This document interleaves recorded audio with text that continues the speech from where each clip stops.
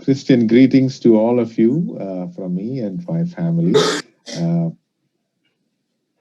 ನಿಮ್ಮೆಲ್ಲರಿಗೂ ಸಹ ನನ್ನ ಪರವಾಗಿ ಮತ್ತು ನನ್ನ ಕುಟುಂಬದ ಪರವಾಗಿ ಕ್ರೈಸ್ತಿಯ ವಂದನೆಗಳನ್ನು ನಾನು ತಿಳಿಸ್ತೇನೆ. It's also a great opportunity and privilege to meet you and share God's word with you, and I praise God for that. ನಿಮ್ಮನ್ನು ಈ ರೀತಿಯಾಗಿ ಭೇಟಿ ಮಾಡಿ ಮತ್ತು ನಿಮ್ಮ ಜೊತೆಯಲ್ಲಿ ಕರ್ತನನ್ನು ಆರಾಧನೆ ಮಾಡುವ ಹಾಗೆ ಈ ಅವಕಾಶವನ್ನು ಕರ್ತನ ಕೊಟ್ಟಿದ್ದಕ್ಕಾಗಿ ನಾನು ಕರ್ತನಿಗೆ ಸ್ತೋತ್ರ ಸಲ್ಲಿಸುತ್ತೇನೆ ಮತ್ತು ಸಂತೋಷಕರವಾಗಿರುವ ಒಂದು ಸಂಗತಿಯಾಗಿದೆ. God has given us an opportunity like this during this pandemic to meet online, worship Him, and also I think it is a great thing. ಕರ್ತನು ಈ ಒಂದು ಪಿಡುಗಿನ ಒಂದು ಕಾಲದಲ್ಲಿಯೂ ಸಹ ಈ ರೀತಿಯಾಗಿ ನಾವು ಅಂತರ್ಜಾಲದ ಮುಖಾಂತರ ಕರ್ತನನ್ನು ಆರಾಧನೆ ಮಾಡುವ ಹಾಗೆ ಮತ್ತು ಒಬ್ಬರನ್ನೊಬ್ಬರು ಈ ರೀತಿಯಾಗಿ ನಾವು ಮಾಧ್ಯಮದ ಮುಖಾಂತರ ಭೇಟಿ ಮಾಡುವ ಹಾಗೆ ಅವಕಾಶವನ್ನು ಆತನು ಕೊಡುತ್ತಲೇ ಆತನು ಬಂದಿದ್ದಾನೆ. ಅದು ಒಂದು ಒಳ್ಳೆಯ ಸಂಗತಿಯಾಗಿದೆ. ನಾವು ಆತನಿಗೆ ಸ್ತೋತ್ರ ಸಲ್ಲಿಸೋಣ. Now today's meditation, shall we turn to Luke's Gospel, chapter 20. ನಮ್ಮ ಬೆಳಗಿನ ಧ್ಯಾನಕ್ಕಾಗಿ ನಾವು ಲೂಕನ ಬರೆದ ಸುವಾರ್ತೆ 20ನೇ ಅಧ್ಯಾಯಕ್ಕೆ ನಮ್ಮ ಸತ್ಯವೇದವನ್ನು ನಾವು ತಿರುಗಿಸೋಣ. We will be reading the first 18 verses of this chapter. ನಾವು ಈ ಅಧ್ಯಾಯದ ಮೊದಲ 18 ವಚನಗಳನ್ನು ನಾವು ಓದಿಕೊಳ್ಳೋಣ. Luke chapter 20, the first 18 verses, we have a parable by our Lord Jesus Christ. ನಾವು ಲೂಕನ ಬರೆದ ಸುವಾರ್ತೆ 20ನೇ ಅಧ್ಯಾಯದ ಮೊದಲ 18ನೇ ವಚನದಲ್ಲಿ ಕರ್ತನಾಗಿರುವ ಯೇಸು ಕ್ರಿಸ್ತನು ಆತನು ತಿಳಿಸುವ ಒಂದು ಸಾಮ್ಯವನ್ನು ನಾವು ನೋಡುವವರಾಗಿದ್ದೇವೆ. Now this parable is mentioned in all the three gospels, Matthew, Mark and Luke. ಇಲ್ಲಿ ತಿಳಿಸಲ್ಪಟ್ಟ ಒಂದು ಸಾಮ್ಯವನ್ನು ನಾವು 3 ಸುವಾರ್ತೆಗಳಲ್ಲಿ ಅದನ್ನು ನಾವು ಓದುವವರಾಗಿದ್ದೇವೆ. Now I'll be referring to other gospels, but mainly we will stick to Luke's gospel. ನಾವು ಬೇರೆ ಸುವಾರ್ತೆಗಳಲ್ಲಿಯೂ ಸಹ ಈ ಸಾಮ್ಯವನ್ನು ತಿಳಿಸಿದ ಸಂಗತಿಯನ್ನು ನಾವು ಸ್ವಲ್ಪ ಮಟ್ಟಿಗೆ ನಾವು ನೋಡ್ಲಿಕ್ಕಿದ್ದೇವೆ. ಆದರೆ ಹೆಚ್ಚಿನ ಭಾಗಕ್ಕಾಗಿ ನಾವು ಲೂಕನ ಬರೆದ ಸುವಾರ್ತೆ 20ನೇ ಅಧ್ಯಾಯವನ್ನು ನಾವು ನೋಡೋಣ. Now let's read. I request brother to read in Kannada the first 18 verses of Luke chapter 20. ಲೂಕನ ಬರೆದ ಸುವಾರ್ತೆ 20ನೇ ಅಧ್ಯಾಯದ ಮೊದಲ 18ನೇ ವಚನ ಭಾಗಗಳನ್ನು ನಾನು ಕನ್ನಡ ಭಾಷೆಯಲ್ಲಿ ನಾನು ಓದುವವನಾಗಿದ್ದೇನೆ. ಆ ದಿವಸದೊಳಗೆ ಒಂದು ದಿನ ಆತನ ದೇವಾಲಯದಲ್ಲಿ ಜನರಿಗೆ ಉಪದೇಶ ಮಾಡುತ್ತಾ ಸುವಾರ್ತೆಯನ್ನು ಸಾರುತ್ತಿರಲಾಗಿ ಮಹಾಯಾಜಕರು, ಶಾಸ್ತ್ರಿಗಳು ಸಭೆಯ ಹಿರಿಯರನ್ನು ಕೂಡಿಕೊಂಡು ಪಕ್ಕನೆ ಬಂದು, ನೀನು ಯಾವ ಅಧಿಕಾರದಿಂದ ಇದನ್ನೆಲ್ಲ ಮಾಡುತ್ತಿ? ಈ ಅಧಿಕಾರವನ್ನು ನಿನಗೆ ಯಾರು ಕೊಟ್ಟರು? ನಮಗೆ ಹೇಳು ಎಂದು ಆತನನ್ನು ಕೇಳಲು ಆತನು ಅವರಿಗೆ, ನಾನು ಸಹ ನಿಮ್ಮನ್ನು ಒಂದು ಮಾತು ಕೇಳುತ್ತೇನೆ, ನನಗೆ ಹೇಳ್ರಿ. ದೀಕ್ಷಾ ಸ್ನಾನ ಮಾಡಿಸುವ ಅಧಿಕಾರವು ಯೆಹೋವನಿಗೆ ಪರಲೋಕದಿಂದ ಬಂತೋ ಮನುಷ್ಯರಿಂದ ಬಂತೋ ಎಂದು ಅವರನ್ನು ಕೇಳಿದನು. ಆಗ ಅವರು, ಪರಲೋಕದಿಂದ ಬಂತೆಂದು ನಾವು ಹೇಳಿದರೆ ನೀವು ಅವನನ್ನು ಯಾಕೆ ನಂಬಲಿಲ್ಲ ಅಂದಾನು. ಮನುಷ್ಯರಿಂದ ಬಂತೆಂದು ಹೇಳಿದರೆ ಜನರೆಲ್ಲರೂ ಯೋಹಾನನನ್ನು ಪ್ರವಾದಿ ಎಂದು ನಂಬಿರುವುದರಿಂದ ಅವರು ನಮ್ಮನ್ನು ಕಲ್ಲೆಸೆದು ಕೊಂದಾರು ಎಂಬುದಾಗಿ ತಮ್ಮೊಳಗೆ ಮಾತಾಡಿಕೊಂಡು, ಅದು ಎಲ್ಲಿಂದ ಬಂತೋ ನಾವರಿಯೆವು ಎಂದು ಉತ್ತರ ಕೊಟ್ಟರು. ಆಗ ಯೇಸು ಅವರಿಗೆ, ಇದನ್ನೆಲ್ಲ ಯಾವ ಅಧಿಕಾರದಿಂದ ಮಾಡುತ್ತೇನೋ ಅದನ್ನು ನಾನು ನಿಮಗೆ ಹೇಳುವುದಿಲ್ಲ ಎಂದು ಹೇಳಿದನು. ಆಗ ಆತನು ಜನರಿಗೆ ಒಂದು ಸಾಮ್ಯವನ್ನು ಹೇಳುವುದಕ್ಕೆ ತೊಡಗಿದನು. ಅದೇನೆಂದರೆ, ಒಬ್ಬ ಮನುಷ್ಯನು ಒಂದು ದ್ರಾಕ್ಷಿಯ ತೋಟವನ್ನು ಮಾಡಿ ಅದನ್ನು ಒಕ್ಕಲಿಗರಿಗೆ ವಾರಕ್ಕೆ ಕೊಟ್ಟು ಬೇರೊಂದು ದೇಶಕ್ಕೆ ಹೋಗಿ ಅಲ್ಲಿ ಬಹುಕಾಲ ಇದ್ದನು. ಫಲಕಾಲ ಬಂದಾಗ ದ್ರಾಕ್ಷಿಯ ತೋಟದ ಹುಟ್ಟುವಳಿಯ ಪಾಲನ್ನು ತೆಗೆದುಕೊಳ್ಳುವುದಕ್ಕಾಗಿ ಒಬ್ಬ ಆಳನ್ನು ಒಕ್ಕಲಿಗರ ಬಳಿಗೆ ಕಳುಹಿಸಿದನು. ಆದರೆ ಆ ಒಕ್ಕಲಿಗರು ಅವನನ್ನು ಹೊಡೆದು ಬರಿಗೈಲಿ ಕಳಿಸಿಬಿಟ್ಟರು. ಆ ದಣಿಯು ಬೇರೊಬ್ಬ ಆಳನ್ನು ಕಳುಹಿಸಲಾಗಿ ಅವರು ಅವನನ್ನು ಹೊಡೆದು ಅವಮಾನಪಡಿಸಿ ಬರಿಗೈಯಲ್ಲಿ ಕಳಿಸಿಬಿಟ್ಟರು. ಆಮೇಲೆ ಮೂರನೆಯವನನ್ನು ಕಳುಹಿಸಲು ಅವರು ಅವನನ್ನು ಗಾಯವಾಗುವಷ್ಟು ಹೊಡೆದು ಹೊರಕ್ಕೆ ಅಟ್ಟಿದರು. ಆಗ ಆ ದ್ರಾಕ್ಷಿಯ ತೋಟದ ದಣಿಯು, ನಾನೇನು ಮಾಡಲಿ? ನನ್ನ ಮುದ್ದು ಮಗನನ್ನು ಕಳಿಸುತ್ತೇನೆ, ಒಂದು ವೇಳೆ ಅವನಿಗಾದರೂ ಮರ್ಯಾದೆ ತೋರಿಸಾರು ಅಂದುಕೊಂಡು.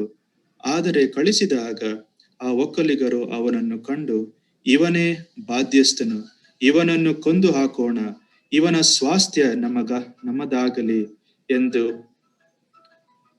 ಒಬ್ಬರ ಸಂಗಡಲೊಬ್ಬರು ಮಾತಾಡಿಕೊಂಡು ಅವನನ್ನು ದ್ರಾಕ್ಷಿಯ ತೋಟದಿಂದ ಹೊರಕ್ಕೆ ದೊಬ್ಬಿ ಕೊಂದು ಹಾಕಿದರು. ಹಾಗಾದರೆ ದ್ರಾಕ್ಷಿಯ ತೋಟದ ದಣಿಯು ಅವರಿಗೆ ಏನು ಮಾಡುವನು? ಅವನು ಬಂದು ಆ ಒಕ್ಕಲಿಗರನ್ನು ಸಂಹರಿಸಿ ತನ್ನ ತೋಟವನ್ನು ಬೇರೆ ಜನರಿಗೆ ಮಾಡುವುದಕ್ಕೆ ಕೊಡುವನು ಅಂದನು. ಇದನ್ನು ಜನರು ಕೇಳಿ ಹಾಗಾಗಬಾರದು ಅಂದರು. ಆದರೆ ಆತನು ಅವರನ್ನು ದೃಷ್ಟಿಸಿ ನೋಡಿ, ಹಾಗಾದರೆ ಮನೆ ಕಟ್ಟುವವರು ಬೇಡವೆಂದು ಬಿಟ್ಟ ಕಲ್ಲೇ ಮುಖ್ಯವಾದ ಮೂಲೆಗಲ್ಲಾಯಿತು ಎಂದು ಬರೆದಿರುವ ಮಾತೇನು? ಈ ಕಲ್ಲಿನ ಮೇಲೆ ಬೀಳುವ ಪ್ರತಿಯೊಬ್ಬನು ತುಂಡು ತುಂಡಾಗುವನು. ಇದು ಯಾರ ಮೇಲೆ ಬೀಳುವುದೋ ಅವನನ್ನು ಪುಡಿ ಪುಡಿ ಮಾಡುವುದು ಅಂದನು. And the Lord bless the reading of His word. ಈಗ ತಾನೇ ಓದಿದ ದೇವರ ವಾಕ್ಯದ ಭಾಗಕ್ಕೆ ಕರ್ತನು ತಾನೇ ತನ್ನ ಆಶೀರ್ವಾದವನ್ನು ಕೂಡಿಸಲಿ.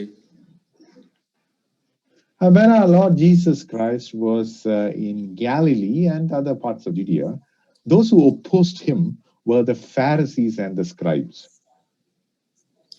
ಕರ್ತನಾಗಿರುವ ಯೇಸು ಕ್ರಿಸ್ತನು ಆತನು ಗಲಿಲಾಯ ಮತ್ತು ಯೂದಾಯ ಸೀಮೆಗಳಲ್ಲಿ ಆತನು ಇದ್ದ ಒಂದು ಸಂದರ್ಭದಲ್ಲಿ ಆತನನ್ನು ಹಾಸ್ಯ ಮಾಡಿದವರು ಅಥವಾ ಆತನಿಗೆ ಎದುರಾಗಿ ಬಂದವರು ಫರಿಸಾಯರು ಮತ್ತು ಶಾಸ್ತ್ರಿಗಳು. And the synagogue leaders were also against the Lord Jesus Christ because he healed people on Sabbath. ಮತ್ತು ಸಭಾ ಮಂದಿರದ ಅಧಿಕಾರಿಗಳು ಸಹ ಸಬ್ಬತ್ ದಿನದಲ್ಲಿ ಕರ್ತನಾಗಿರುವ ಯೇಸು ಕ್ರಿಸ್ತನ ಜನರನ್ನು ಆತನು ಸ್ವಸ್ಥ ಮಾಡುವಾಗ ಅದನ್ನು ಸಹ ಕಂಡು ಆತನನ್ನು ಹೀಯಾಳಿಸ್ತಾ ಇರುವ ಒಂದು ಸ್ಥಿತಿಗತಿಯು ಸಹ ಇತ್ತು. But in Luke chapter 20, we find Jesus for the last time coming to Jerusalem and teaching in the temple. ಆದರೆ ಲೂಕನು ಬರೆದ ಸುವಾರ್ತೆ 20ನೇ ಅಧ್ಯಾಯದಲ್ಲಿ ಕರ್ತನಾಗಿರುವ ಯೇಸು ಕ್ರಿಸ್ತನು ಆತನು ದೇವಾಲಯಕ್ಕೆ ಬಂದು ಕಡೆಯ ಬಾರಿ ಅಲ್ಲಿ ಆತನು ಬಂದು ವಾಕ್ಯ ಸಂದೇಶವನ್ನು ಕೊಡುವುದನ್ನು ನಾವು ನೋಡುವವರಾಗಿದ್ದೇವೆ. While he was in Jerusalem, especially in the temple, those who opposed him were the high priest and the ruling or the authorities in the temple. ಮತ್ತು ಈ ಒಂದು ಪ್ರಸ್ತುತ ಕಾಲದಲ್ಲಿ ಯೆರೂಸಲೇಮಿಗೆ ಕರ್ತನಾಗಿರುವ ಯೇಸು ಕ್ರಿಸ್ತನು ಬಂದು ಆತನ ಪ್ರಸಂಗ ಮಾಡುವುದಕ್ಕೆ ಆತನು ಮುಂದಾದಾಗ ಆತನಿಗೆ ವಿರುದ್ಧವಾಗಿ ಹಾಸ್ಯ ಮಾಡುತ್ತಾ ಅಥವಾ ಟೀಕೆ ಮಾಡುತ್ತಾ ಇದ್ದ ಜನರು ಅವರು ಮಹಾಯಾಜಕರು ಆಗಿದ್ದರು ಮತ್ತು ಅದೇ ಸಂದರ್ಭದಲ್ಲಿ ಆ ಒಂದು ದೇವಾಲಯದ ಅಧಿಕಾರಿಗಳಾಗಿದ್ದರು.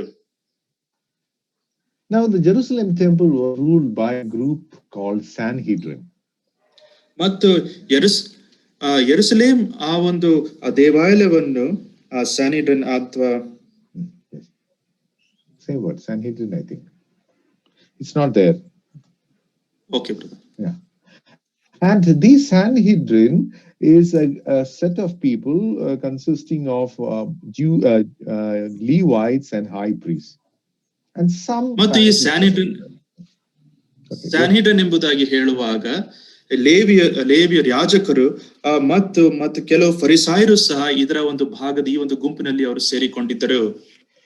But most of them in the Sanhedrin were a group of people called Sadducees. ಆದರೆ ಈ ಒಂದು ಗುಂಪಿನಲ್ಲಿ ತುಂಬಾ ಪ್ರಮುಖವಾದ ಒಂದು ಸಂಖ್ಯೆಯಲ್ಲಿದ್ದ ಒಂದು ಜನರು ಅವರು ಸದುಕಾಯರಾಗಿದ್ದರು. And Sadducees, they said that they believed only in the first 5 books of the Bible, Genesis, Exodus, Leviticus, Numbers and Deuteronomy. ಈ ಸದುಕಾಯರು ಅವರು ಸತ್ಯವೇದದ ಮೊದಲನೇ 5 ಪುಸ್ತಕಗಳನ್ನು ಮಾತ್ರ ಅವರು ನಂಬುತ್ತಾ ಇದ್ದರು. ಆದಿಕಾಂಡ, ವಿಮೋಚನಾ ಕಾಂಡ, ಯಾಜಕ ಕಾಂಡ, ಅರಣ್ಯ ಕಾಂಡ ಮತ್ತು ಧರ್ಮೋಪದೇಶ ಕಾಂಡ. They will be very happy to join so they accept. Sorry brother, I lost you there. The connection went bad. Okay, sorry. They will be very happy to join the Agape Bible study because you are studying from the book of Numbers.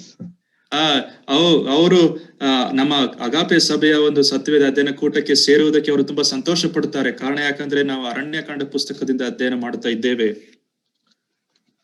But the problem with them is that they did not believe in any miracles, any supernaturals. They did not believe. ಆದ್ರೆ ಅವರ ಒಂದು ಸಮಸ್ಯೆ ಏನಾಗಿತ್ತು ಎಂಬುದಾಗಿ ಹೇಳುವುದಾದ್ರೆ ಅವರು ಯಾವುದೇ ಒಂದು ಅದ್ಭುತ ಕಾರ್ಯಗಳನ್ನು ಅವರು ನಂಬುತ್ತಾ ಇರಲಿಲ್ಲ. They did not believe in the angels. They did not believe in resurrection. ಅವರು ದೇವದೂತರ ವಿಷಯವಾಗಿ ಅವರಿಗೆ ನಂಬಿಕೆ ಇರಲಿಲ್ಲ, ಮತ್ತು ಸತ್ತವರೊಳಗಿಂದ ಎದ್ದು ಬರುವುದು ಪುನರುತ್ಥಾನದ ವಿಷಯವಾಗಿಯೂ ಸಹ ಅವರಿಗೆ ನಂಬಿಕೆ ಇರಲಿಲ್ಲ. Now, if you look around to see people who don't believe in miracles, who don't believe in resurrection, who don't believe in angels, you will find atheists. ನಾವು ಈ ಒಂದು ದೇವದೂತರ ಕುರಿತಾಗಿ ನಂಬಿಕೆ ಇಲ್ಲದೆ ಇದ್ದರೆ, ಮತ್ತು ಪುನರುತ್ಥಾನದ ಕುರಿತಾಗಿ ನಂಬಿಕೆ ಇಲ್ಲದಿದ್ದರೆ, ಅದ್ಭುತ ಕಾರ್ಯಗಳ ವಿಷಯವಾಗಿ ನಂಬಿಕೆ ಇಲ್ಲದಿದ್ದರೆ, ಅಂತವರನ್ನು ನಾವು ಈ ದಿನದಲ್ಲಿ ನಾವು ನೋಡುವುದಾದ್ರೆ ನಾವು ನಾಸ್ತಿಕರು ಎಂಬುದಾಗಿ ನಾವು ಕರೆಯುತ್ತೇವೆ. Though the Sadducees said that they believed the first 5 books of the Bible, they were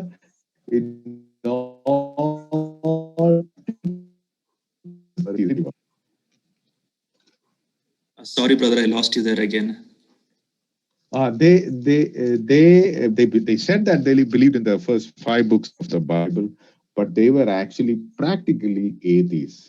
ಅವರ ಒಂದು ಬಾಯಿ ಮಾತಿಗೆ ಹೌದು, ನಾವು ಸತ್ಯವೇದದ 5 ಪುಸ್ತಕಗಳನ್ನು ನಾವು ಅಧ್ಯಯನ ಮಾಡುವನು ಆಗಿದ್ದೇವೆ, ನಂಬುವರಾಗಿದ್ದೇವೆ ಎಂಬುದಾಗಿ ಅವರು ತಿಳಿಸಿದರು. ಆದ್ರೆ ಒಂದು ವಾಸ್ತವವಾಗಿದ್ದ ಒಂದು ಸಂಗತಿ ಏನಂದ್ರೆ ಅವರು ನಾಸ್ತಿಕರಾಗಿ ಅವರಿದ್ದರು. But they had a lot of political power. ಆದ್ರೆ ಅವರಿಗೆ ರಾಜಕಾರಣಿಯ ಒಂದು ಪ್ರಭಾವ ಅವರಲ್ಲಿ ಇತ್ತು. Because city. Can you hear? Sorry, brother. We know that Romans were ruling them at that time. ಆ ಸಂದರ್ಭದಲ್ಲಿ ರೋಮಾಪುರದವರು ಅವರು ಆಡಳಿತ ಮಾಡುತ್ತಾ ಇದ್ದರು ಎಂಬುದಾಗಿ ನಮಗೆ ಗೊತ್ತುಂಟು. And Romans wanted peace. ಮತ್ತು ರೋಮಾಪುರದವರಿಗೆ ಶಾಂತಿ ಸಮಾಧಾನ ಬೇಕಾಗಿತ್ತು. They don't care about the religious beliefs of the people. ಅಲ್ಲಿದ್ದ ಜನರ ಒಂದು ಧಾರ್ಮಿಕವಾದ ನಂಬಿಕೆಗಳು ಏನು ಎಂಬುದಾಗಿ ಅದರ ಕುರಿತಾಗಿ ಅವರಿಗೆ ಕಾಳಜಿ ಇರಲಿಲ್ಲ. So what they did is they gave the rule of the temple to a group called Sanhedrin, and told them, you manage the temple affairs, we don't want to do anything with it. ಸ್ಯಾನೆಡ್ರಿನ್ ಎಂಬುದಾಗಿರ್ತಕ್ಕಂಥ ಗುಂಪಿಗೆ ಈ ಒಂದು ಧಾರ್ಮಿಕ ವಿಷಯವಾದ ಒಂದು ಸಂಗತಿಗಳನ್ನು ನೀವು ನೋಡಿಕೊಳ್ಳ್ರಿ, ಇದರ ಕುರಿತಾಗಿ ತಲೆ ಕೆಡಿಸಿಕೊಳ್ಳುವುದಕ್ಕೆ ನಮಗೆ ಮನಸ್ಸಿಲ್ಲ ಎಂಬುದಾಗಿ ಅದನ್ನು ಬಿಟ್ಟರು. So the Sanhedrin were having the authority of the temple. ಇಲ್ಲಿ ಸ್ಯಾನೆಡ್ರಿನ್ ರವರು ಅವರು ದೇವಾಲಯದ ಅದರ ಒಂದು ಅಧಿಕಾರ ಅವರಿಗೆ ಇತ್ತು. Now they were using this authority to make money. ಅವರು ಈ ಅಧಿಕಾರವನ್ನು ಅವರು ದುರುಪಯೋಗ ಮಾಡಿಕೊಂಡು ಹಣ ಸಂಪಾದಿಸುವುದಕ್ಕೆ ಅವರು ಮುಂದಾಗುತ್ತಾ ಇದ್ದರು. Comes to the temple to offer a sacrifice. Sorry, brother. Such a person comes to the temple to offer a sacrifice. ಒಂದು ವೇಳೆ ಒಬ್ಬ ಮನುಷ್ಯನು ಆತನ ಒಂದು ಯಜ್ಞವನ್ನು ಸಮರ್ಪಿಸುವುದಕ್ಕೆ ಆತನು ಅಲ್ಲಿಗೆ ಬಂದಿದ್ದೇ ಆದರೆ he brought a sheep to the temple. ಆತನು ಒಂದು ಕುರಿಯನ್ನು ಆತನು ತೆಗೆದುಕೊಂಡು ಆತನು ಬರುತ್ತಾ ಇದ್ದನು. And the high priest will look at the sheep and say, no, this sheep is not the right one, it has some problem, we can't offer this as a sacrifice. ಅಲ್ಲಿದ್ದ ಯಾಜಕನು ಆತನ ಈ ರೀತಿಯಾಗಿ ತಿಳಿಸ್ತಾನೆ, ಈ ಒಂದು ಕುರಿಯಲ್ಲಿ ಏನೋ ಒಂದು ಸಮಸ್ಯೆ ಉಂಟು, ಇದನ್ನು ನಾವು ಸಮರ್ಪಿಸುವುದಕ್ಕೆ ಸಾಧ್ಯವಿಲ್ಲ ಎಂಬುದಾಗಿ ತಂದವರಿಗೆ ಆತನು ತಿಳಿಸ್ತಾ ಇದ್ದನು. Just outside the temple there is a shop, there you'll get the right kind of sheep, go buy that and come. ಇಲ್ಲಿ ದೇವಾಲಯದ ಹೊರಗೆ ಒಂದು ಅಂಗಡಿ ಇದೆ, ಅಲ್ಲಿ ಹೋಗಿ ನೀವು ಸರಿಯಾದ ಒಂದು ಕುರಿಯನ್ನು ತಕೊಂಡು ಬನ್ರಿ ಎಂಬುದಾಗಿ ಆತನಿಗೆ ಆ ಮನುಷ್ಯನಿಗೆ ಆತನು ತಿಳಿಸ್ತಾ ಇದ್ದನು. And everyone who came to offer a sacrifice, these people will make them buy a sheep from that shop. ಮತ್ತು ಯಾರ್ಯಾರು ಯಜ್ಞವನ್ನು ಸಮರ್ಪಿಸುವುದಕ್ಕೆ ಈ ಒಂದು ದೇವಾಲಯಕ್ಕೆ ಅವರು ಬರುತ್ತಾರೋ ಅಂತವರೆಲ್ಲರಿಗೂ ಸಹ ಅಲ್ಲಿ ಯಾಜಕನು ಆತನು ಈ ಒಂದು ಅಂಗಡಿಯಿಂದ ನೀವು ತಕೊಂಡು ಬನ್ರಿ ಎಂಬುದಾಗಿ ಆತನು ತಿಳಿಸ್ತಾ ಇದ್ದನು. Now that shop guy is actually the person of the priest. There was a commission that was going between them. ಈ ಒಂದು ಅಂಗಡಿಯವನು ಮತ್ತು ಅಂಗಡಿಯವನಿಗೆ ಈ ಒಂದು ಯಾಜಕನ ಜೊತೆಯಲ್ಲಿ ಒಂದು ರೀತಿಯಾದ ಒಂದು ವ್ಯಾಪಾರದ ಒಂದು ಸಂಬಂಧ ಇತ್ತು. There were a lot of business establishments in the temple where these high priests or these Sanhedrin members were making commission. ಮತ್ತು ಈ ಒಂದು ಸ್ಯಾನಿಡ್ರನ್ ಆ ಒಂದು ಗುಂಪಿನವರು ಅವರು ಅನೇಕ ವ್ಯಾಪಾರಿಗಳ ಜೊತೆಯಲ್ಲಿ ಒಂದು ಸಂಬಂಧವನ್ನು ಇಟ್ಟುಕೊಂಡು ಈ ಒಂದು ವ್ಯಾಪಾರಿಗಳು ಮಾಡ್ತಾ ಇರುವಂತಹ ವ್ಯಾಪಾರದಲ್ಲಿ ಈ ಒಂದು ಯಾಜಕರಿಗೂ ಸಹ ಒಂದು ಭಾಗ ಸಿಗುತ್ತಾ ಇತ್ತು. And when Jesus came to that temple, he threw all these business establishments out. He overturned the table and chased them out. ಕರ್ತನಾಗಿರುವ ಯೇಸು ಕ್ರಿಸ್ತನು ಆತನು ಈ ದೇವಾಲಯಕ್ಕೆ ಆತನು ಬಂದಾಗ ಆತನು ಕೋಪಗೊಂಡು ಆತನು ಈ ಎಲ್ಲಾ ವ್ಯಾಪಾರಗಳನ್ನು ಮೇಜನ್ನು ಆತನು ಎಸೆದವನಾಗಿ ಆತನು ಎಲ್ಲವನ್ನು ಆತನು ಹೊರಡಿಸಿದವನು ಆತನು ಆಗಿದ್ದನು. Now who was upset about that? It was the Sanhedrin. ಇದರ ವಿಷಯವಾಗಿ ದುಃಖಪಟ್ಟವರು ಯಾರು ಅಥವಾ ಕೋಪಪಟ್ಟವರು ಯಾರು? ಆ ಸ್ಯಾನಿಡ್ರಿನ್ ಗುಂಪಿನವರು. Then Jesus started teaching in the temple. ಮತ್ತು ಕರ್ತನಾಗಿರುವ ಯೇಸು ಕ್ರಿಸ್ತನು ದೇವಾಲಯದಲ್ಲಿ ಆತನು ಬೋಧಿಸುವುದಕ್ಕೆ ಆತನು ಮುಂದಾಗುತ್ತಾನೆ. While he was teaching, these people sent the police or the temple guards to arrest him. ಈ ಕರ್ತನಾಗಿರುವ ಯೇಸು ಕ್ರಿಸ್ತನು ದೇವಾಲಯದಲ್ಲಿ ಆತನು ಬೋಧನೆ ಮಾಡುತ್ತಾ ಇರುವ ಒಂದು ಸಂದರ್ಭದಲ್ಲಿ ಅಲ್ಲಿ ಅಧಿಕಾರಿಗಳು ದೇವಾಲಯದ ಬಾಗಿಲುಗಳನ್ನು ನೋಡಿಕೊಳ್ಳುವವರನ್ನು ಕರ್ತನಾಗಿರುವ ಯೇಸು ಕ್ರಿಸ್ತನನ್ನು ಹಿಡಿಯುವುದಕ್ಕೆ ಅವರು ಕಳಿಸುತ್ತಾರೆ. But when they went to arrest him, Jesus was teaching and they never heard anyone speak like him and they could not arrest him. They just came back. ಆದರೆ ಈ ಒಂದು ಜನರು ಸೈನಿಕರು ಅಲ್ಲಿಗೆ ಹೋಗಿ ನಾವು ಆತನನ್ನು ಹೋಗಿ ಹಿಡಿಯೋಣ ಎಂಬುದಾಗಿ ಹೋದ ಒಂದು ಸಂದರ್ಭದಲ್ಲಿ ಆತನನ್ನು ಹಿಡಿಯುವುದಕ್ಕೆ ಸಾಧ್ಯವಾಗಲಿಲ್ಲ. ಆತನು ಬೋಧನೆ ಮಾಡುತ್ತಾ ಇರುವ ಒಂದು ಮಾತುಗಳನ್ನು ಕೇಳಿ ಹಾಗೇ ಹಿಂದಿರುಗಿ ಬಂದರು. Now these Sanhedrin members also believed that they only can teach. They only knew the scripture. They only can give advice to people. ಈ ಸ್ಯಾನಿಡ್ರನ್ ಗುಂಪಿನ ಜನರು ಅವರ ಒಂದು ಗ್ರಹಿಕೆಯಲ್ಲಿ ಈ ಒಂದು ಅಂಶವಿತ್ತು. ಅದೇನೆಂದರೆ ನಮಗೆ ಮಾತ್ರ ದೇವರ ವಾಕ್ಯ ಗೊತ್ತು, ನಮಗೆ ಮಾತ್ರ ಶಾಸ್ತ್ರಗಳು ಗೊತ್ತು ಎಂಬುದಾಗಿರ್ತಕ್ಕಂಥ ಸಂಗತಿ ಅವರ ಮನಸ್ಸಿನಲ್ಲಿ ಇತ್ತು. ನಾವು ಮಾತ್ರ ಬೋಧನೆ ಮಾಡುವುದಕ್ಕೆ ಸಾಧ್ಯ ಎಂಬುದಾಗಿ. So Jesus now is challenging their authority. ಇಲ್ಲಿ ಕರ್ತನಾಗಿರುವ ಯೇಸು ಕ್ರಿಸ್ತನು ಅವರ ಅಧಿಕಾರವನ್ನು ಆತನು ಪ್ರಶ್ನೆ ಮಾಡುತ್ತಾ ಇದ್ದಾನೆ. They believe Romans gave them authority to run the temple. ಅವರು ಅಂದುಕೊಂಡ ಸಂಗತಿ ಅಂದ್ರೆ ರೋಮಾಪುರದವರು ನಾವು ದೇವಾಲಯವನ್ನು ನಡೆಸುವುದಕ್ಕೆ ನಮಗೆ ಅಧಿಕಾರ ಕೊಟ್ಟಿದ್ದಾರೆ ಎಂಬುದಾಗಿ ಅವರ ಮನಸ್ಸಿನಲ್ಲಿ ಇತ್ತು. They came and asked Jesus, who gave you authority to what you're doing now? ಅವರು ಕರ್ತನಾಗಿರುವ ಯೇಸು ಕ್ರಿಸ್ತನ ಬಳಿಗೆ ಬಂದು ನೀನು ಇಲ್ಲಿ ಮಾಡುತ್ತಾ ಇರುವ ಕಾರ್ಯಗಳನ್ನು ನಿರ್ವಹಿಸುವುದಕ್ಕೆ ಅಧಿಕಾರ ಕೊಟ್ಟವರಾರು? Jesus asked them a very simple question. ಆದ್ರೆ ಕರ್ತನಾಗಿರುವ ಯೇಸು ಕ್ರಿಸ್ತನು ಅವರಿಗೆ ತುಂಬಾ ಸರಳವಾದ ಒಂದು ಪ್ರಶ್ನೆಯನ್ನು ಆತನು ಕೇಳುತ್ತಾನೆ. Yes, what do you think? The baptism of John the Baptist, was it from heaven or from men? ಈಗ ಯೋಹಾನನು ಆತನು ಕೊಡುತ್ತಾ ಇದ್ದ ಒಂದು ದೀಕ್ಷಾ ಸ್ನಾನವು ಅದರ ಒಂದು ಅಧಿಕಾರ ಬಂದದ್ದು ಎಲ್ಲಿ, ಪರಲೋಕದಿಂದಲೋ ಅಥವಾ ಮನುಷ್ಯರಿಂದಲೋ ಎಂಬುದಾಗಿ They couldn't answer that question.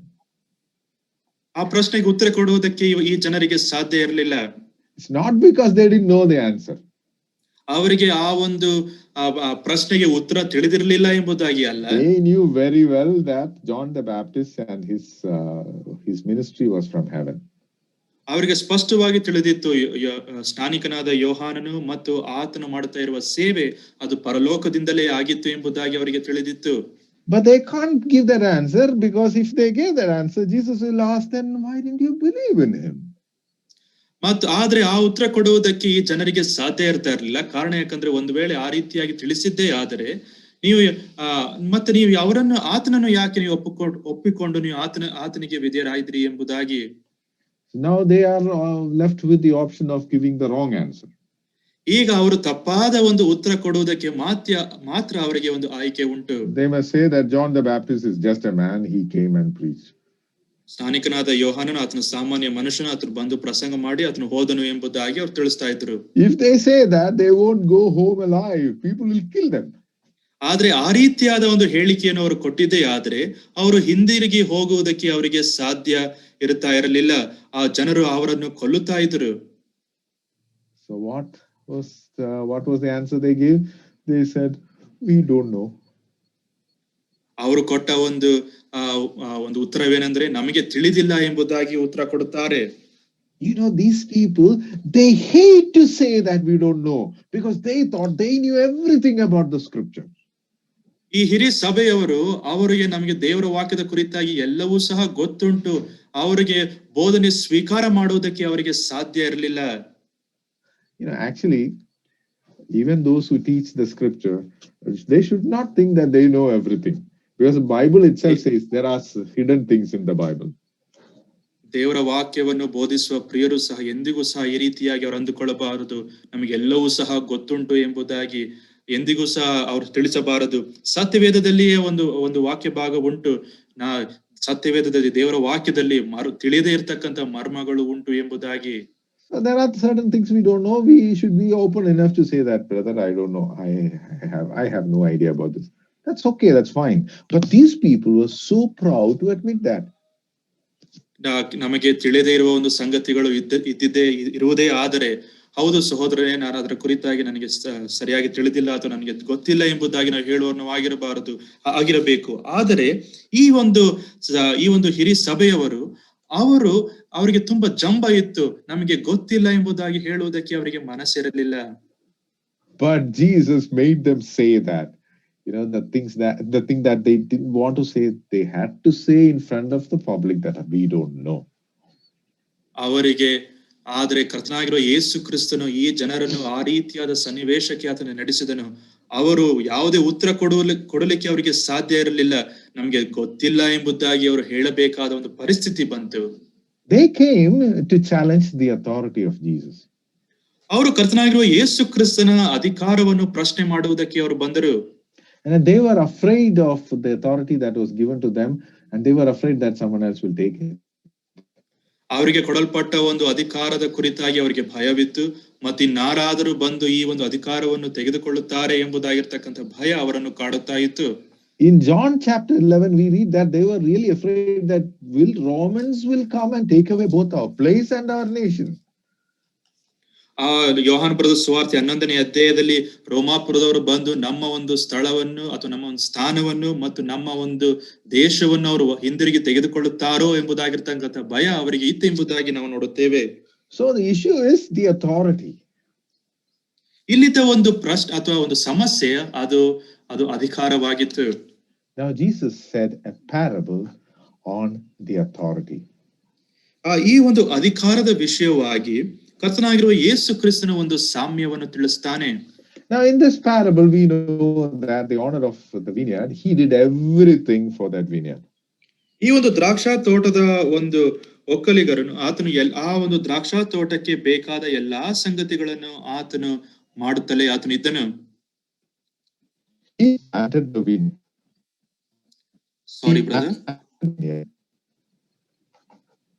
Sorry brother, I didn't catch that. Sorry. The owner planted vineyard. ಆ ಒಂದು ಮಾಲೀಕನು ಆತನು ಈ ಒಂದು ತೋಟವನ್ನು ಆತನು ನೆಟ್ಟನು, ಆತನು ದ್ರಾಕ್ಷಾ ತೋಟವನ್ನು ಆತನು ನೆಟ್ಟನು. He is the one who made a fence around the vineyard. ಮತ್ತು ಈ ಒಂದು ದ್ರಾಕ್ಷಾ ತೋಟದ ಸುತ್ತಲೂ ಒಂದು ಬೇಲಿಯನ್ನು ಆತನು ಹಾಕಿದನು. He is the one who made a tower and a vat for the vineyard. He did everything for the vineyard. ಮತ್ತು ಈ ತೋಟಕ್ಕೆ ಬೇಕಾದ ಒಂದು ಗೋಪುರವನ್ನು ಸಹ ಆತನು ಸಿದ್ಧಪಡಿಸಿದನು, ಬೇಕಾಗಿರುವ ಎಲ್ಲಾ ಸಂಗತಿಗಳನ್ನು ಆತನು ನಿರ್ವಹಿಸಿದನು.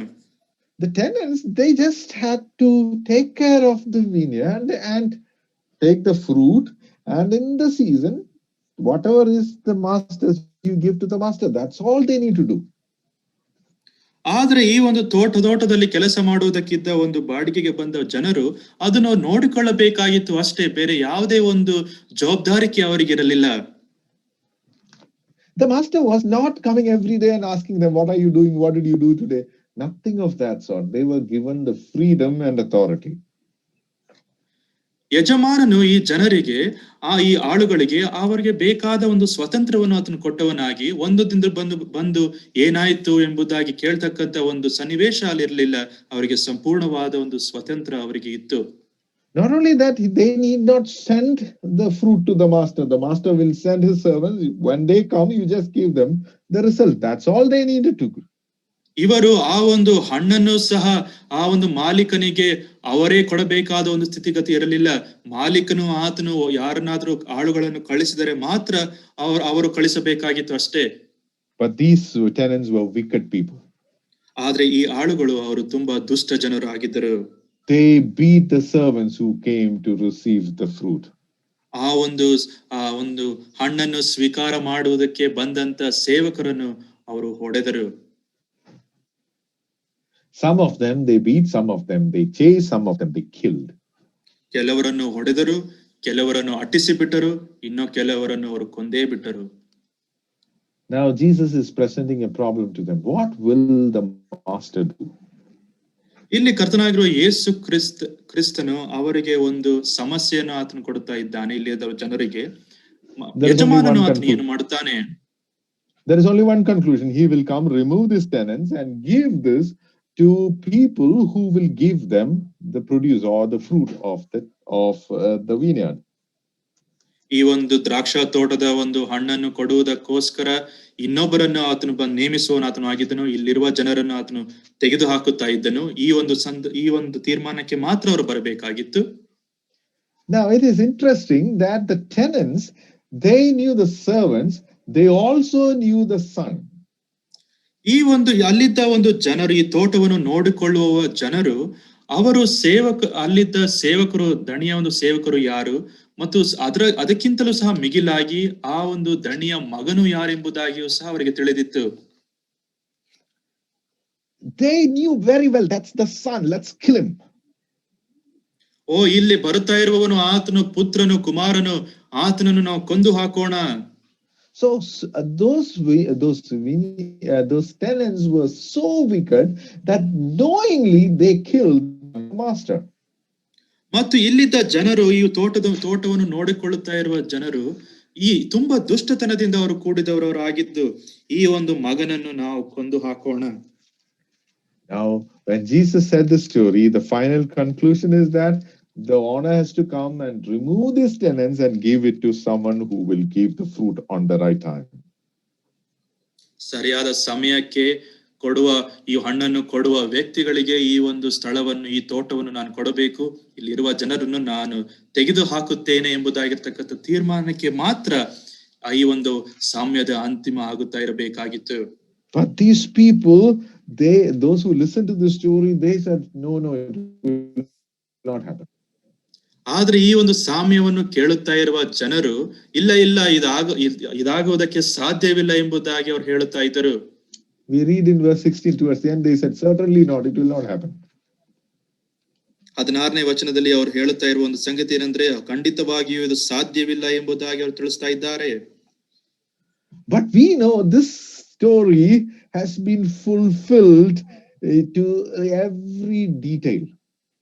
ಆದರೆ ಈ ಒಂದು ಸಾಮ್ಯವನ್ನು ನಾವು ನೋಡುತ್ತಾ ಇರುವ ಸಂದರ್ಭದಲ್ಲಿ ಒಂದೊಂದು ವಿವರವನ್ನು ಸಹ ನಾವು ಸ್ಪಷ್ಟವಾಗಿ ನೋಡುವವರು ನಾವು ಆಗಿದ್ದೇವೆ. Because we know that we read that Jesus looked directly at them into their eyes and saying that, well, this is about you.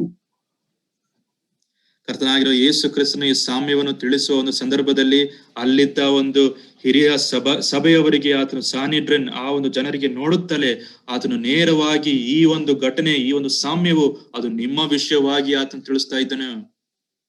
They understood that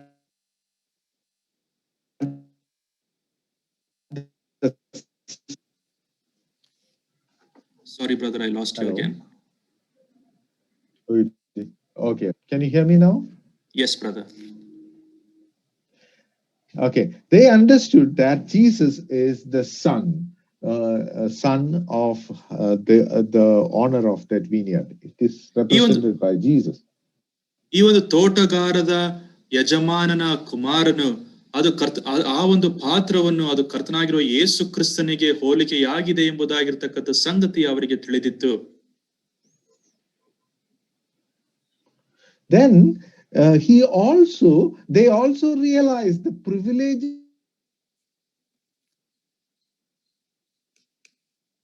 of having the land which was promised to them by their God. ಆ ದೇವರು ಆತನು ವಾಗ್ದಾನವಾಗಿ ಕೊಟ್ಟಂತ ಒಂದು ದೇಶದ ವಿಷಯವಾಗಿ ಅವರಿಗೆ ಸ್ಪಷ್ಟವಾಗಿ ತಿಳಿದಿತ್ತು ಮತ್ತು ಅದರಿಂದ ಸಿಗ್ತಕ್ಕಂತ ಒಂದು ಭಾಗ್ಯವಾದರೂ ಏನು ಎಂಬುದಾಗಿರ್ತಕ್ಕಂಥ ಸಂಗತಿಗಳು ಸಹ ಅವರಿಗೆ ತಿಳಿದಿತ್ತು. Now the temple is also given to them. The authority of the temple is given to them. ಮತ್ತು ಈ ಒಂದು ದೇವಾಲಯದ ಅಧಿಕಾರವೂ ಸಹ ಅವರಿಗೆ ಕೊಡಲ್ಪಟ್ಟಿದೆ. Now they had all these privileges, but they were fruitless. ಅವರಿಗೆ ಎಲ್ಲಾ ಒಂದು ಭಾಗ್ಯಗಳು ಇದ್ದರೂ ಸಹ ಅವರಿಗೆ ಯಾವುದೇ ಒಂದು ಫಲ ಇರಲಿಲ್ಲ. Because they did not produce fruit, the master said that I am going to take this authority from you. ಅವರು ಯಾವುದೇ ಒಂದು ಫಲವನ್ನು ಫಲಿಸದೇ ಇರತಕ್ಕಂತ ಒಂದು ಕಾರಣದ ದೆಸೆಯಿಂದ ನಾನು ಈ ಒಂದು ತೋಟವನ್ನು ನಿಮ್ಮಿಂದ ನಾನು ತೆಗೆದು ಹಾಕುತ್ತೇನೆ. Now we know that how did that happen? ಅದು ಹೇಗೆ ನಡೆಯಿತು ಎಂಬುದಾಗಿ ನಮಗೆ ತಿಳಿದಿದೆ. In AD 70 the temple was destroyed. ಆ ಕ್ರಿಸ್ತ ಶಕ 70ನೇ ಇಸವಿಯಲ್ಲಿ ಆ ಒಂದು ದೇವಾಲಯವು ಕೆಡವಲ್ಪಟ್ಟಿತು. Then the Jews were chased from their land till 1947. The land was also not theirs. They lost the land. ಮತ್ತು 1947ನೇ ಇಸವಿಯ ತನಕವೂ ಸಹ ಯಹೂದ್ಯರು ಅವರಿಗೆ ಒಂದು ಸ್ಥಳವೂ ಸಹ ಅವರಿಗೆ ಇರಲಿಲ್ಲ. But God did something that was so unthinkable for the Jews, that God gave all the authority and all the privileges that were given to the Israelites, he gave it to the Gentiles. ಆದರೆ ದೇವರು ಆತನು ಯಹೂದ್ಯರಿಗೆ ಇದ್ದ ಎಲ್ಲಾ ಒಂದು ಭಾಗ್ಯಗಳನ್ನು ಅವಕಾಶಗಳನ್ನು ಆತನು ಅನ್ಯ ಜನರಿಗೆ ಆತನು ಕೊಟ್ಟನು. Now they may think that the temple was given, the land was given to the Gentiles. That's true, but there is something more than that. ಅನ್ಯ ಜನರಿಗೆ ಅವರ ದೇವಾಲಯವನ್ನು ಕೊಡಲ್ಪಟ್ಟಿದೆ ಮತ್ತು ಸ್ಥಳವನ್ನು ಕೊಡಲ್ಪಟ್ಟಿದೆ, ಆದರೆ ಅದಕ್ಕಿಂತ ಮಿಗಿಲಾಗಿರುವ ಒಂದು ಸಂಗತಿಗಳು ಸಹ ಉಂಟು. But you know that God has given the promises, the blessings that he promised to Abraham. All those privileges God gave to the Gentiles through his son Lord Jesus Christ. ಅಬ್ರಹಾಮನಿಗೆ ವಾಗ್ದಾನ ಮಾಡಿದ ಎಲ್ಲಾ ಒಂದು ಸಂಗತಿಗಳನ್ನು ನಿನ್ನನ್ನು ನಿನ್ನ ಸಂತಾನವನ್ನು ನಾನು ಆಶೀರ್ವದಿಸುವನು ಎಂಬುದಾಗಿ ಹೇಳ್ತಕ್ಕಂಥ ಸಂಗತಿಯನ್ನು ಕರ್ತನಾಗಿರುವ ಯೇಸು ಕ್ರಿಸ್ತನ ಮುಖಾಂತರ ಅನ್ಯ ಜನರಿಗೂ ಸಹ ಅದು ಅನುಗ್ರಹವಾಯಿತು. God accepting the Gentiles and giving the privileges of the Jews to the Gentiles, the Jewish people, for them it was unthinkable. ದೇವರು ಆತನು ಯಹೂದ್ಯರಿಂದ ಆ ಒಂದು ಅವಕಾಶವನ್ನು ಆತನು ತೆಗೆದುಕೊಂಡವನಾಗಿ ಅನ್ಯ ಜನರಿಗೆ ಕೊಡ್ತಕ್ಕಂಥ ವಿಷಯದ ಒಂದು ಸಂಗತಿ ಯಹೂದ್ಯರಿಗೆ ಅದು ಒಂದು ಆಘಾತವಾಗಿ ಇತ್ತು. That's why they said, certainly not, this will be given to anyone else, only for us. Sorry brother, can you please come again? This is why they said, certainly such a thing will not happen. These privileges are only for us and it cannot be given to anyone else other than the Jews. ಯಹೂದ್ಯರು ಆಗ ಈ ರೀತಿಯಾಗಿ ಅವರು ತಿಳಿಸ್ತಾ ಇದ್ದಾರೆ, ಎಂದಿಗೂ ಸಹ ಸಾಧ್ಯವಿಲ್ಲ, ಈ ಅವಕಾಶಗಳು ಭಾಗ್ಯಗಳು ಅದು ನಮ್ಮದೇ ಆಗಿದೆ, ಇನ್ಯಾರಿಗೂ ಸಹ ಇದರಲ್ಲಿ ಪಾಲು ಇಲ್ಲ ಎಂಬುದಾಗಿರ್ತಕ್ಕಂಥ ಸಂಗತಿಯನ್ನು ಅವರು ತಿಳಿಸಿದರು. But we know they were wrong. ಆದ್ರೆ ನಮಗೆ ಗೊತ್ತುಂಟು ಅವರು ತಪ್ಪಾಗಿದ್ದರು. God has given all those blessings to the Gentiles. ದೇವರು ಈ ಎಲ್ಲಾ ಒಂದು ಅವಕಾಶಗಳನ್ನು ಆತನು ಅನ್ಯ ಜನರಿಗೂ ಆತನು ಕೊಟ್ಟಿದ್ದಾನೆ. Now I want you to turn to Romans chapter 11. Let's turn to Romans chapter 11. ಈಗ ನಾವು ರೋಮಾಪುರದವರಿಗೆ ಬರೆದ ಪತ್ರಿಕೆ 11ನೇ ಅಧ್ಯಾಯಕ್ಕೆ ನಮ್ಮ ಸತ್ಯವೇದಗಳನ್ನು ನಾವು ತಿರುಗಿಸೋಣ. There Apostle Paul is talking about the privilege, the way God is going to deal with the children of Israel in the future. ಇಲ್ಲಿ ಪೌಲನು ದೇವರು ಇಸ್ರಾಯೇಲ್ ಜನರ ಜೊತೆಯಲ್ಲಿ ಆತನು ಯಾವ ರೀತಿಯಾಗಿ ಆತನು ವ್ಯವಹರಿಸಲಿಕ್ಕೆ ಇದ್ದಾನೆ ಎಂಬುದಾಗಿರ್ತಕ್ಕಂಥ ಸಂಗತಿಗಳನ್ನು ಆತನು ತಿಳಿಸುವನು ಆತನು ಆಗಿದ್ದಾನೆ. And he also says that how God has rejected them for some time. ಸ್ವಲ್ಪ ಕಾಲಕ್ಕೆ ದೇವರು ಅವರನ್ನು ತಿರಸ್ಕರಿಸಲ್ಪಟ್ಟಿದ್ದಾನೆ ಎಂಬುದಾಗಿರ್ತಕ್ಕಂಥ ಸಂಗತಿಯನ್ನು ಆತನು ತಿಳಿಸಿದನು. There was an olive tree and Jews were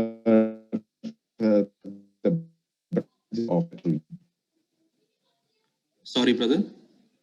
There was an olive tree and Jews were that tree, and God removed the branches, the Jews, from that tree.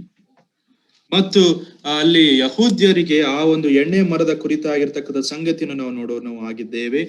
ಆದ್ರೆ ದೇವರು ಆ ಒಂದು ಮರದ ಒಂದು ಬ್ರಾಂಚಸ್ ಕೊಂಬೆಗಳನ್ನು ಆತನು ತೆಗೆದು ಹಾಕಿದನು.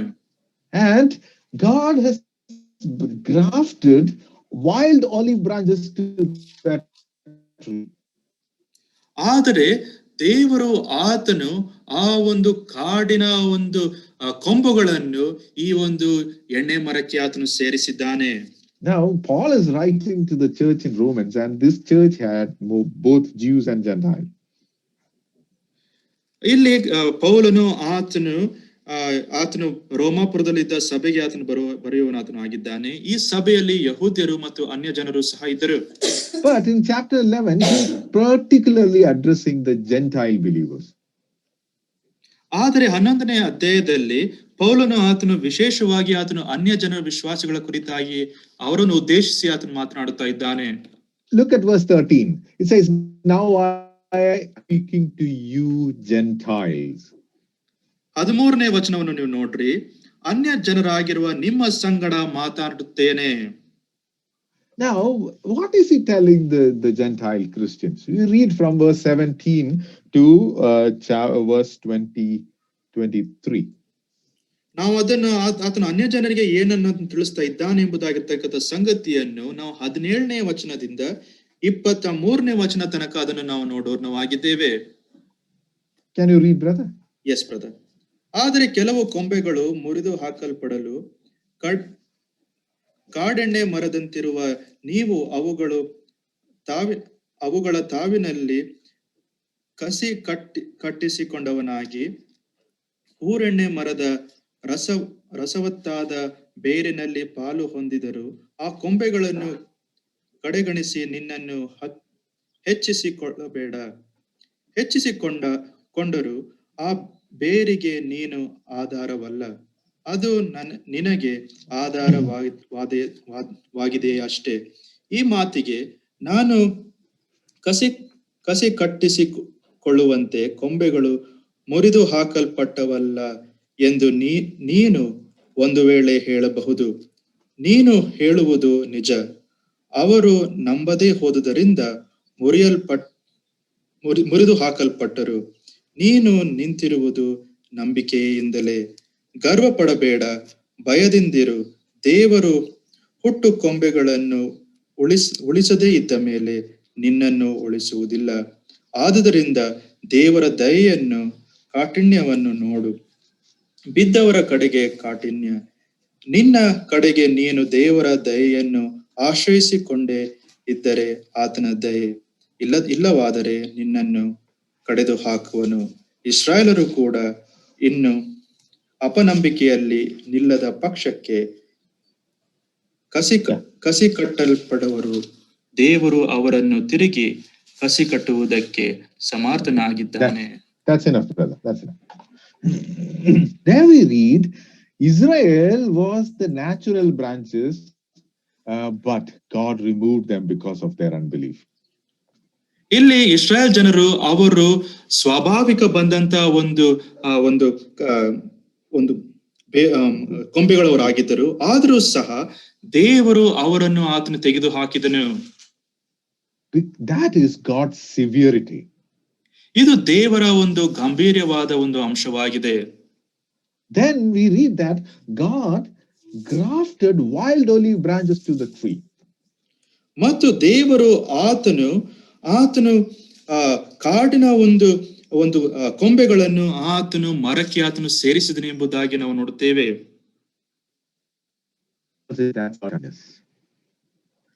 Paul says that's God's kindness.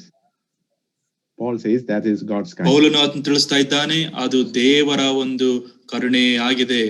And God is saying, Paul is saying that if God did not spare the natural branches because they were fruitless and he removed them, if God could do that, he can do the same thing with the unnatural or the wild branches that have been grafted to the tree. ಆದರೆ ಪೌಲನು ಆತನು ತಿಳಿಸ್ತಾ ಇರುವ ಒಂದು ಸಂಗತಿ ಗರ್ವ ಪಡಬೇಡ, ಭಯದಿಂದಿರು. ದೇವರು ಹುಟ್ಟು ಕೊಂಬೆಗಳನ್ನು ಉಳಿಸದೇ ಇದ್ದ ಮೇಲೆ ನಿನ್ನನ್ನು ಉಳಿಸುವುದಿಲ್ಲ ಎಂಬುದಾಗಿ ಆತನು ತಿಳಿಸ್ತಾ ಇದ್ದಾನೆ. So there is a possibility, if God could do the unthinkable for the Jews, that he removed them from the tree. ಆ ದೇವರು ಆತನು ಯಹೂದ್ಯರಿಗೆ ಆತನು ಊಹೆ ಮಾಡದೇ ಇರತಕ್ಕಂಥ ಸಂಗತಿಯನ್ನು ಆತನು ಮಾಡಿದ್ದೇ ಆದರೆ, ಅಂದರೆ ಆ ಒಂದು ಮರದಿಂದ ಅವರನ್ನು ಆತನು ತೆಗೆದು ಹಾಕಿದನು. ಇದರ ವಿಷಯವಾಗಿ ಆತನು ಮಾಡಿದ್ದೇ ಆದರೆ, it is the warning for you or Gentiles that he can do the same thing with you. ಅನ್ಯ ಜನರಿಗೆ ಇದು ಒಂದು ಒಂದು ಒಂದು ಎಚ್ಚರಿಕೆಯ ಮಾತಾಗಿದೆ. ಅದನ್ನು ನಿಮಗೂ ಸಹ ಆತನು ಮಾಡುವವನಾಗಿದ್ದಾನೆ. Now let me clarify here. I am born and brought up in a Brethren assembly. My parents were also in the assembly, and I know about the security of salvation. I am not worried about that. ನಾನು ನನ್ನ ಕುರಿತಾಗಿ ನಾನು ತಿಳಿಸೋನಾಗಿದ್ದೇನೆ. ಅದೇನೆಂದರೆ, ನಾನು ಸಹೋದರ ಸಭೆಗಳಿಗೆ ಹೋಗುತ್ತಾ ಇದ್ದ ತಂದೆ ತಾಯಿಗಳಿಗೆ ನಾನು ಹುಟ್ಟಿದವನಾಗಿದ್ದೇನೆ. ನನಗೆ ಈ ಒಂದು ರಕ್ಷಣೆಯ ಒಂದು ಭದ್ರತೆ ಏನೆಂಬುದಾಗಿ ನನಗೆ ಗೊತ್ತುಂಟು.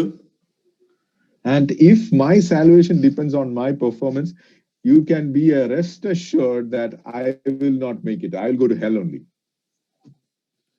ನಾನು ನನ್ನ ಒಂದು ಸಾಮರ್ಥ್ಯದ ಮೇಲೆ ನನ್ನ ರಕ್ಷಣೆ ಅದು ಆಧಾರವಾಗಿದೆ ಎಂಬುದಾಗಿ ನಾನು ಅಂದುಕೊಂಡಿದ್ದೆ, ಆದರೆ ನಾನು ಖಂಡಿತವಾಗಿ ನನ್ನ ನರಕ ಪಾತ್ರನು ನಾನಾಗಿದ್ದೇನೆ. It's only because God I am what I am. There is no doubt about that. ಆದ್ರೆ ನಾನು ಏನಾಗಿದ್ದೇನೆ ಅದಕ್ಕೆ ಒಂದು ಕಾರಣ ಏನಂದ್ರೆ ಕರ್ತನ ಕೃಪೆಯೇ ಆಗಿದೆ.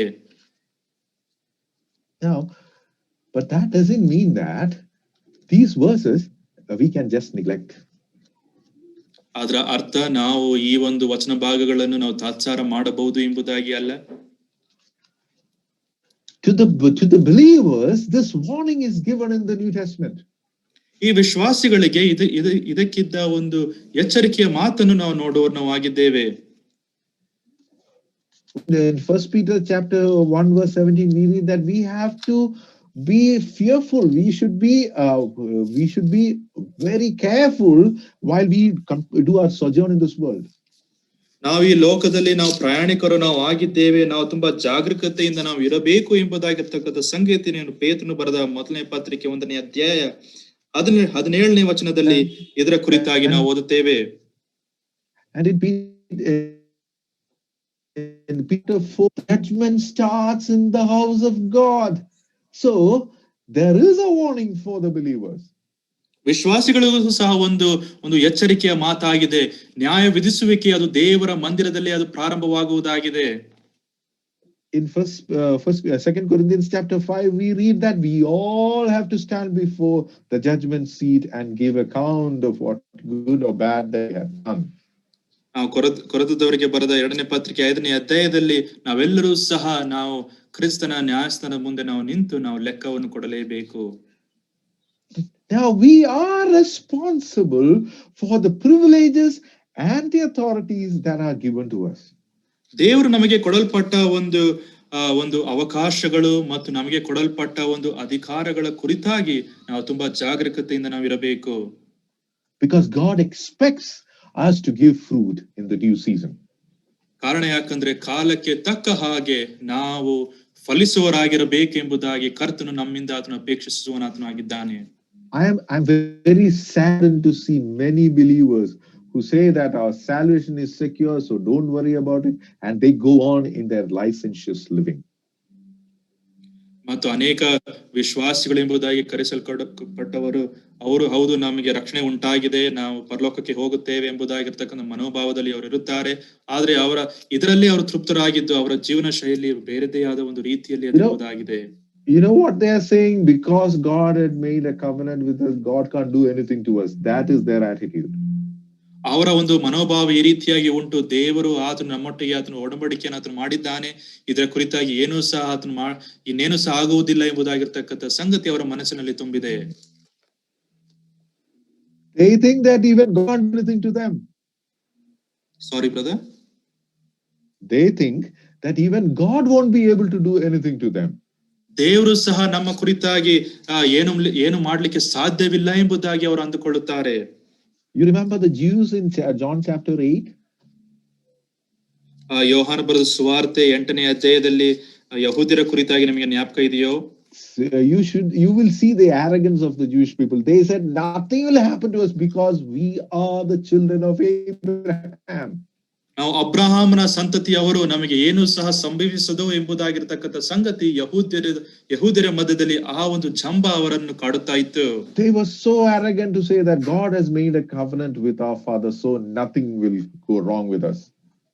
ಯೆಹೋವನು ಆತನು ನಮ್ಮ ಪಿತೃ ಜೊತೆಗೆ ಆತನು ಒಡಂಬಡಿಕೆಯನ್ನು ಆತನು ಮಾಡಿದ್ದಾನೆ, ನಮಗೆ ಏನು ಸಹ ಸಂಭವಿಸದು ಎಂಬುದಾಗಿರ್ತಕ್ಕಂಥ ಜಂಬ ಅವರಲ್ಲಿ ಇತ್ತು. You also remember what Jesus said about them. You are not the children of Abraham, you are the children of devil. ಇಲ್ಲಿ ಕರ್ತನಾಗಿರುವ ಯೇಸು ಕ್ರಿಸ್ತನು, ನೀವು ಅಬ್ರಹಾಮನ ಸಂತತಿಯವರಲ್ಲ, ನೀವು ಸೈತಾನನ ಮಕ್ಕಳು ಎಂಬುದಾಗಿ ಅವರಿಗೆ ತಿಳಿಸ್ತಾನೆ. And when you come to the end of that chapter, we read that those Jews who said they are the children of Abraham, they picked up stone, killed the Son of God. ಮತ್ತು ಯಾರು ಈ ಒಂದು ನಾವು ಅಬ್ರಹಾಮನ ಸಂತತಿಯವರು ಎಂಬುದಾಗಿ ತಿಳಿಸಿದರೋ ಅಂತವರು ಅವರು ದೇವಕುಮಾರನನ್ನು ಕೊಲ್ಲುವುದಕ್ಕೆ, ಆ ಕಲ್ಲೆಸೆದು ಕೊಲ್ಲುವುದಕ್ಕೆ ಅವರು ಮುಂದಾಗುತ್ತಾರೆ. Even while they murdered the Son of God, they were claiming that they are the people of the covenant. ದೇವಕುಮಾರನನ್ನು ಕೊಲ್ಲುವುದಕ್ಕೆ ಮುಂದಾದಾಗಿಯೂ ಸಹ ಅವರು ಹೇಳಿದಂತ ಒಂದು ಸಂಗತಿ ಅಂದ್ರೆ, ನಾವು ಅಬ್ರಹಾಮನ ಸಂತತಿಯವರು. Now Jesus said this parable to warn the Jewish people. ಇಲ್ಲಿ ಕರ್ತನಾಗಿರುವ ಯೇಸು ಕ್ರಿಸ್ತನು ಈ ಸಾಮ್ಯವನ್ನು ಆತನು ಯಹೂದ್ಯರಿಗೆ ಆತನು ತಿಳಿಸಿದನು. And it is very good for us to nod our head and say, yeah, that's what happened with the Jews. And we stop there. ಹೌದು, ಯಹೂದ್ಯರಿಗೆ ಈ ರೀತಿಯಾಗಿ ಆಯಿತು ಎಂಬುದಾಗಿ ನಾವು ಅಂದುಕೊಂಡು ನಾವು ಅಲ್ಲಿಗೆ ನಾವು ನಿಲ್ಲಿಸಿ ಬಿಡುತ್ತೇವೆ. But let me tell you, this is a warning for us also. ಆದ್ರೆ ನಾನು ನಿಮಗೆ ಹೇಳುವ ಸಂಗತಿ ಅಂದ್ರೆ, ಈ ಮಾತು ನಮಗೂ ಸಹ ಎಚ್ಚರಿಕೆಯ ಮಾತಾಗಿದೆ. Oh, the authorities and privileges that God has given us, He can take it away and give to someone else. ಕರ್ತನು ಆತನು ನಮಗೆ ಅವಕಾಶಗಳನ್ನು ಮತ್ತು ಜವಾಬ್ದಾರಿಕೆಗಳನ್ನು ಆತನು ಕೊಟ್ಟಿದ್ದಾನೆ ನಿಜ, ಆದರೆ ಆತನು ನಮ್ಮಿಂದಲೂ ಸಹ ಅದನ್ನು ತೆಗೆದು ಹಾಕುವನಾತನು ಆಗಿರಬಹುದು. If God can chase the Jews out of the land, if God can destroy the temple, ದೇವರು ಆತನು ಇಸ್ರಾಯೇಲ್ ಜನರನ್ನು ಆ ದೇಶವನ್ನು ಆತನು ತೆಗೆದುಕೊಂಡಿದ್ದೇ ಆದರೆ ಮತ್ತು ಆ ಒಂದು ದೇವಾಲಯವನ್ನು ಆತನು ಕೆಡವಿದ್ದೇ ಆದರೆ, everything that we say that we are privileged to have this, we are privileged to have this, take care, God can take it away. ಅನೇಕ ಬಾರಿ ನಾವು ತಿಳಿಸ್ತೇವೆ, ಹೌದು ನಾವು ಇದನ್ನು ನಾವು ಪಡೆಯುವುದಕ್ಕೆ ನಮಗೆ ಭಾಗ್ಯ ಉಂಟು, ನಮಗೆ ಅವಕಾಶ ಉಂಟು ಎಂಬುದಾಗಿರ್ತಕ್ಕಂಥ ಸಂಗತಿಯನ್ನು ನಾವು ತಿಳಿಸಿ ನಾವು ಅದರಲ್ಲಿ ನಾವು ಹೆಚ್ಚಳ ಪಡುವವನಾಗಿದ್ದೇವೆ. ಆದ್ರೆ ನೀವು ಭಯದಿಂದ ನೀವು ಇರ್ರಿ, ಕಾರಣ ಯಾಕಂದ್ರೆ ಕರ್ತನು ಅದನ್ನು ಸಹ ನಮ್ಮಿಂದ ಆತನು ತೆಗೆದು ಹಾಕಬಹುದು. See, there is only one reason a farmer will graft a tree. ಒಬ್ಬ ರೈತನು ಆತನು ಒಂದು ಬಾರಿ ಮಾತ್ರ ಅಥವಾ ಒಂದು ಸಂದರ್ಭದಲ್ಲಿ ಮಾತ್ರ ಆತನು ಆ ಒಂದು ಕೊಂಬೆಯನ್ನು ಆತನು ಮರಕ್ಕೆ ಆತನು ಸೇರಿಸುವನಾತನು ಆಗಿರುತ್ತಾನೆ. He wants better fruit bearing. ಕಾರಣ ಯಾಕಂದ್ರೆ ಆತನಿಗೆ ಇನ್ನೂ ಉತ್ತಮವಾದ ಫಲ ಆತನಿಗೆ ಬೇಕು. That is the only reason for grafting. ಇದನ್ನು ಒಂದು ಕೊಂಬೆಯನ್ನು ಬೇರೆ ಕೊಂಬೆಯನ್ನು ಸೇರಿಸುವುದು ಅದರ ಉದ್ದೇಶ ಇದು ಮಾತ್ರವೇ ಆಗಿದೆ, ಹೆಚ್ಚು ಫಲ ಬರಬೇಕು. But if the grafted branch did not produce fruit, what a disappointment it will be. ಆದರೆ ಸೇರಿಸಿದ ಕೊಂಬೆ ಅದು ಫಲವನ್ನು ಫಲಿಸದೇ ಇದ್ದರೆ ಎಂಥ ಒಂದು ನಿರಾಸೆ ಆಗುವುದುಂಟು. Now Paul is asking the Roman Gentile believers to continue in the kindness of God. ಇಲ್ಲಿ ಆತನು ನೀವು ದೇವರ ಕರುಣೆಯಲ್ಲಿ ನೀವು ಮುಂದುವರಿಸಿರಿ ಎಂಬುದಾಗಿ ಪೌಲನು ಆತನು ರೋಮಾಪುರದವರಿಗೆ ಬರೆದ ಪತ್ರಿಕೆಯಲ್ಲಿ ಆತನು ತಿಳಿಸುವನಾಗಿದ್ದಾನೆ. Which means they should never say that because of our merit we received these blessings. ನಮ್ಮ ಒಂದು ಸಾಮರ್ಥ್ಯದ ದೆಸೆಯಿಂದ ನಮಗೆ ಎಲ್ಲಾ ಒಂದು ಅವಕಾಶಗಳು ಸಿಕ್ಕಿತೆಂಬುದಾಗಿ ಹೇಳುವುದಕ್ಕೆ ಅವರಿಗೆ ಆಸ್ಪದ ಇರಬಾರದು. When we got saved, we said that there is nothing good in us. ನಮಗೆ ರಕ್ಷಣೆ ಉಂಟಾದಾಗ ನಾವು ತಿಳಿಸ್ತೇವೆ ನಮ್ಮಲ್ಲಿ ಯಾವುದೇ ಒಳ್ಳೆತನ ಇಲ್ಲ ಎಂಬುದಾಗಿ. But after so many years of Christian life, we tend to think that, yeah, I have done quite a lot, and if I was not saved by God, God would have been at loss. That attitude can come in. ಆದ್ರೆ ರಕ್ಷಣೆಯಾದ ಕೆಲವು ವರ್ಷಗಳ ನಂತರ ನಮಗೆ ಈ ರೀತಿಯಾದ ಒಂದು ಮನೋಭಾವ ಬರ್ತದೆ. ಕರ್ತನಾತನು ಒಂದು ವೇಳೆ ನಮ್ಮನ್ನು ರಕ್ಷಿಸದೇ ಇದ್ದರೆ ಕರ್ತನಿಗೆ ಏನೋ ಒಂದು ನಷ್ಟ ಆಗುತ್ತಾ ಇತ್ತೋ ಏನೋ ಎಂಬುದಾಗಿರ್ತಕ್ಕಂಥ ಮನೋಭಾವದಿಂದ ನಾವು ಜೀವಿಸ್ತೇವೆ. That attitude is not continuing in kindness of God. ಇದು ದೇವರ ಒಂದು ಕರುಣೆಯಲ್ಲಿ ಇರ್ತಕ್ಕಂಥ ಒಂದು ಮನೋಭಾವ, ಈ ಮನೋಭಾವವಲ್ಲ. Another attitude, and the wrong attitude is our attitude towards those who have fallen. ಮತ್ತು ಬಿದ್ದವರ ವಿಷಯವಾಗಿ ನಮ್ಮ ಒಂದು ಮನೋಭಾವ ಏನು, ಆ ಒಂದು ಸಂಗತಿಯು ತುಂಬಾ ಪ್ರಾಮುಖ್ಯವಾದದ್ದು. We are quick to criticize and condemn, forgetting that we also can fall. We stand because of the grace of God. ನಾವು ಅದನ್ನು ಟೀಕೆ ಮಾಡುವುದಕ್ಕೆ, ಅದರ ಕುರಿತಾಗಿ ಹೀಯಾಳಿಸುವುದಕ್ಕೆ ನಾವು ತಕ್ಷಣವಾಗಿ ನಾವು ಎದ್ದು ನಿಂತುಕೊಳ್ಳುತ್ತೇವೆ. ಆದ್ರೆ ಇದನ್ನು ಮಾಡುವುದರ ಮುಖಾಂತರ ನಾವು ಮರೆಯುತ್ತಾ ಇರುವ ಸಂಗತಿ ಅಂದ್ರೆ ನಮಗೂ ಸಹ ಬೀಳುವ ಒಂದು ಅವಕಾಶ ಮುಂದೆ ಬರಬಹುದು. ನಾವು ಸಹ ಮನುಷ್ಯರು ಎಂಬುದಾಗಿ ಸಂಗತಿಯನ್ನು ನಾವು ಮರೆತು ಹೋಗುತ್ತೇವೆ. We criticize others. When we do that, we are saying others that no, he is doing it, but see, look at me, I am not doing it. ನಾವು ಕೆಲವರು ಬೀಳುವ ಒಂದು ಸಂದರ್ಭದಲ್ಲಿ ನಾವು ತಿಳಿಸ್ತೇವೆ, ಅವ್ರು ನೋಡಿ ಹೀಗೆ ಮಾಡ್ತಾ ಇದ್ದಾರೆ, ಆದ್ರೆ ನಾನು ಆ ರೀತಿಯಾಗಿ ಮಾಡುವುದಿಲ್ಲ ಎಂಬುದಾಗಿ ನಾವು ತಿಳಿಸ್ತೇವೆ. Now, thirdly, we should be good stewards of what is entrusted to us. ನಮಗೆ ನಮ್ಮ ಒಂದು ನಂಬಿಗಸ್ತಿಕೆ ಕೊಟ್ಟ ಒಂದು ಸಂಗತಿಯ ವಿಷಯವಾಗಿ ನಾವು ಒಳ್ಳೆಯ ಮನೆವಾರ್ತಿಕರಾಗಿ ಅದು ನಂಬಿಗಸ್ತಿಕೆಯಿಂದ ನಾವು ಕಾಪಾಡಿಕೊಳ್ಳುವವರಾಗಿರಬೇಕು. If we are good stewards of what has been given to us,